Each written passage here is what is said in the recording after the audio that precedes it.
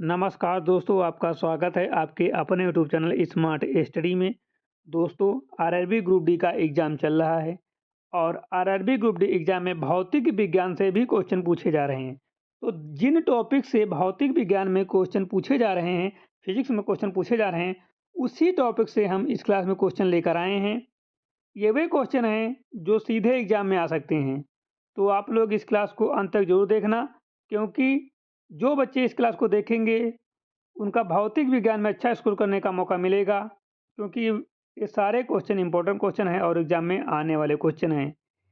यहाँ तक कि मैं बता दूं कि मैं इस क्लास में जैसा क्वेश्चन कराऊंगा सेम टू सेम क्वेश्चन आ सकते हैं, क्योंकि 2 दिन का एग्जाम हो चुका है और उन 2 दिन के एग्जाम का एनालिसिस हमने किया है। तो जिस प्रकार से क्वेश्चन पूछे जा रहे हैं सेम क्वेश्चन उसी पैटर्न से हम लिए हैं और ये क्वेश्चन सीधे एग्जाम में आ सकते हैं। ठीक है, तो आप लोग इस क्लास को अंत तक जरूर देखना। क्लास अच्छी लगेगी तो लाइक जरूर करना। जो लोग हमारे टेलीग्राम चैनल को अभी तक ज्वाइन नहीं किए हैं वो लोग टेलीग्राम चैनल को ज्वाइन कर लें, और ज्वाइन करने के बाद जो जिन बच्चों का पेपर होता जाए और उनको जितने भी क्वेश्चन याद रहते हैं वो सारे क्वेश्चन चैनल पर आप लोग क्वेश्चन भेजा करिए, ताकि जिन बच्चों का आगे की शिफ्टों में एग्जाम है उनको मदद मिल सके। तो उम्मीद है कि आप सभी लोग टेलीग्राम चैनल पर क्वेश्चन ज़रूर भेजोगे, ठीक है? ताकि हम आगे आगे की शिफ्टों में जिन बच्चों का एग्ज़ाम है उनके लिए हम मदद कर सकें, ठीक है? तो आज की क्लास को हम स्टार्ट करते हैं और पहला क्वेश्चन आ रहा है स्क्रीन पर। पहला क्वेश्चन है, किसी वस्तु का द्रव्यमान बदलने पर उसका भार क्यों बदलता है लेकिन द्रव्यमान स्थिर रहता है? क्वेश्चन कह रहा है कि किसी वस्तु का यदि द्रव्यमान बदल देते हैं तो उसका भार बदल जाता है, लेकिन द्रव्यमान स्थिर रहता है। ऐसा क्यों होता है? पूछ रहा है ऐसा क्यों होता है? तो बच्चों ये ऐसा इसलिए होता है क्योंकि किसी वस्तु का जब द्रव्यमान बदलते हैं तो उसका भार इसलिए बदलता है क्योंकि भार जो है वो गुरुत्व पर निर्भर होता है, जी पर निर्भर होता है, ठीक है? इस कारण जो है इसका भार बदल जाता है, लेकिन द्रव्यमान नहीं बदलता क्योंकि वह स्थिर रहता है, ठीक है?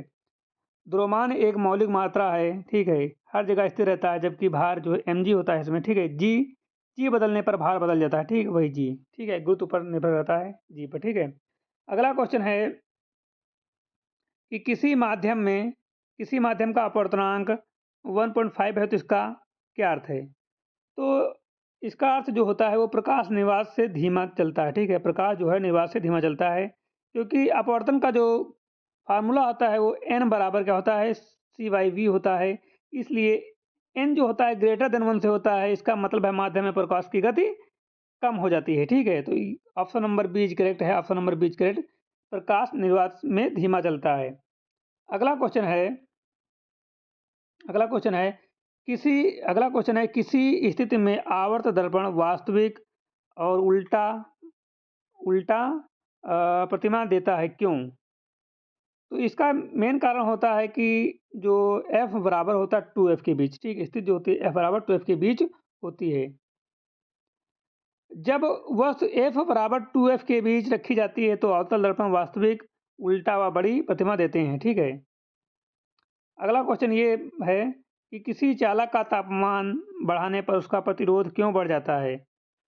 तो उच्च तापमान पर इलेक्ट्रॉनों की अनियमित गति बढ़ती है, जिससे टकराव बढ़कर प्रतिरोध बढ़ जाता है। Option number B is correct, electron का टकराव के कारण बढ़ जाता है, ठीक है? इलेक्ट्रॉन का टकराव है, इसके कारण वो बढ़ जाता है। अगला क्वेश्चन जो है, ध्वनि की गति हवा में गर्म होने पर क्यों बढ़ जाती है? तो तापमान बढ़ने पर कण तेजी से कंपन करते हैं, जिससे ध्वनि का संचार तेज हो जाता है, ठीक है? तापमान बढ़ने पर कण तेजी से कंपन करते हैं, जिससे ध्वनि का संचार तेज हो जाता है। Option number B is correct, कणों की ऊर्जा बढ़ती है। ध्वनि की गति हवा में गर्म होने पर कणों की ऊर्जा बढ़ती है। अगला क्वेश्चन है अगला क्वेश्चन है कि एक कार 24 किलोमीटर पर आवर की गति से चल रही है, इसका संवेग किस पर निर्भर करता है? इसका संवेग जो होता है वो दोनों पर निर्भर करता है, किस किस पर? केवल वेग और केवल द्रव्यमान। तो ये जो होता है वेग और द्रव्यमान दोनों पर निर्भर करता है, ठीक है? समय का फार्मूला है तो समय बराबर m बराबर mv होता है, ठीक है? द्रव्यमान और वेग दोनों होता है। Option number C is correct, द्रव्यमान और वेग दोनों, ठीक है? अगला क्वेश्चन पूछा गया था, क्वेश्चन ये इंपॉर्टेंट क्वेश्चन है कि किसी वस्तु की चाल बढ़ाने पर इसकी गतिज ऊर्जा क्यों बढ़ती है? गतिज ऊर्जा वेग के वर्ग के समानुपाती होता है, इसलिए थोड़ा भी बढ़े तो के बहुत बढ़ती है। Option number C is correct, के बराबर हाफ एम यू स्क्वायर होता है, ठीक है? काइनेटिक एनर्जी काइनेटिक एनर्जी बराबर होता है हाफ mv², ठीक है। काइनेटिक एनर्जी का फार्मूला है हाफ mv², ठीक है। अगला क्वेश्चन है कि अपसारी लेंस किस प्रकार की प्रतिमा देता है? तो अपसारी लेंस जो होता है उत्तल लेंस की तरह अवतल लेंस हमेशा आभासी, सीधा और लघुत्तम प्रतिमा बनाता है। ऑप्शन नंबर बी करेक्ट है, केवल आभासी, ठीक है। अगला क्वेश्चन, चुंबकीय क्षेत्र बढ़ने पर कुंडली से उत्पन्न ईएमएफ क्यों बढ़ जाता है? तो चुंबकीय फ्लक्स तेजी से बढ़ता है, इस कारण बढ़ जाता है ईएमएफ, ठीक है। चुंबकीय फ्लक्स जो है वो तेजी से बढ़ता है, इसके कारण ईएमएफ बढ़ जाता है। फैराडे के नियम के अनुसार ईएमएफ बराबर होता है d phi divide by d t, यानी फ्लक्स परिवर्तन जितना अधिक ईएमएफ उतना अधिक होता है, ठीक है। अगला क्वेश्चन है, भूकंप की कौन सी तरंग ठोस व द्रव दोनों में चलती हैं?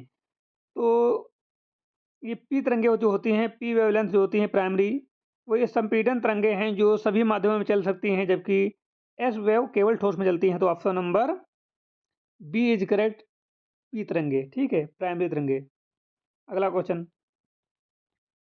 क्वेश्चन है कि इंसान की आंख की निकट बिंदु दूरी सामान्यतः कितनी दूर होती है? तो ये जो होती है 25 सेंटीमीटर होती है।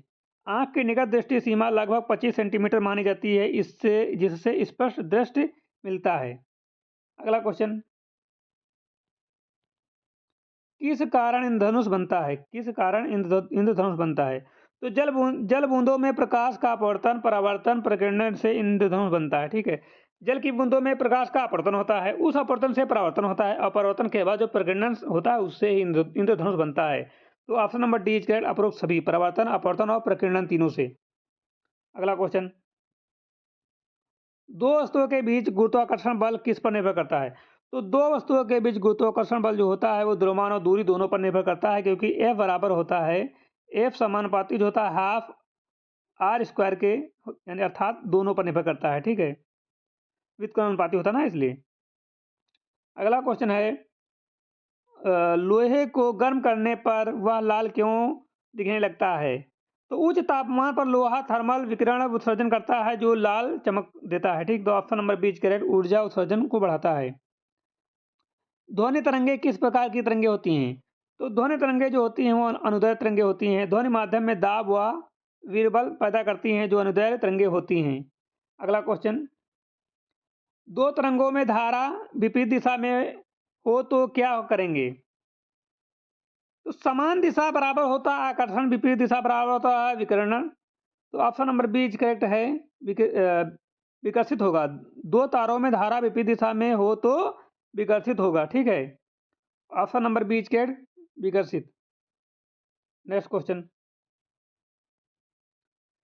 किसी वस्तु का त्वरण शून्य होने पर क्या निश्चित होता है? जब किसी वस्तु का त्वरण शून्य होता है तो इसका मतलब होता है कि वेग बदल नहीं रहा है, पर वेग जीरो भी हो सकता है या स्थिर मान मान लिया जाता है। तो ऑप्शन नंबर बी करेक्ट है, वेग समान रहता है। अगला क्वेश्चन है, ओल्ड मीटर को परिपथ में कैसे जोड़ते हैं? ओल्ड मीटर को परिपथ में कैसे जोड़ते हैं? तो ओल्ड मीटर को परिपथ में जो है समांतर श्रेणी में जोड़ते हैं, ठीक है, पैरेलल, ठीक है। ओल्ड मीटर का प्रतिरोध बहुत अधिक होता है, इसलिए उसे समांतर में जोड़ा जाता है ताकि धारा ना बदले। ऑप्शन नंबर बी करेक्ट है, समांतर पैरेलल। नेक्स्ट क्वेश्चन है, तापमान बढ़ाने पर गैस का आयतन क्यों बदलता है या बढ़ता है? तापमान बढ़ाने पर गैस का आयतन क्यों बढ़ता है? तो तापमान बढ़ाने पर गैस के कण जो हैं तेजी से टकराते हैं, इसलिए उसका आयतन बढ़ जाता है। चार्ल्स नियम कहता है ताप बढ़ाने पर गैस के कण तेजी से टकराते हैं और अधिक स्थान घेरते हैं। तो ऑप्शन नंबर बी करेक्ट, कण तेज टकराते हैं। अगला क्वेश्चन है, धातु चमकदार क्यों होती है?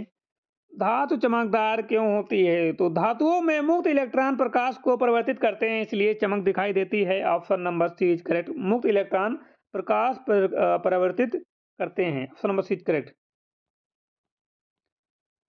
तो आज की क्लास यहीं पर समाप्त होती है। ये क्लास अच्छी लगी हो तो लाइक करना। जो लोग हमारे यूट्यूब चैनल या अपने यूट्यूब चैनल स्मार्ट स्टडी पर नए हैं और चैनल को अभी तक सब्सक्राइब नहीं किया है, तो चैनल को सब्सक्राइब कर लीजिए, बेल आइकन को प्रेस कर लीजिए ताकि आने वाली वीडियो का नोटिफिकेशन सबसे पहले उनको मिल सके। जो लोग हमारे टेलीग्राम चैनल को अभी तक जॉइन नहीं किए हैं वो लोग टेलीग्राम चैनल को जॉइन कर लें और उस पर आरआरबी ग्रुप डी के क्वेश्चन ज़रूर भेजें एग्ज़ाम के बाद। जिन बच्चों का एग्ज़ाम होता जाए और एग्ज़ाम से जस्ट निकलने के बाद क्वेश्चन भेजिए ताकि वीडियो बनाई जाए और सभी बच्चों को नॉलेज दिया जा सके, ठीक है? सभी बच्चों की मदद की जा सके कि एग्ज़ाम में कैसे क्वेश्चन आ रहे हैं। तो आप लोग इसमें सहयोग करिए, ठीक है? तो मिलते हैं अगली क्लास में, तब तक के लिए जय हिंद।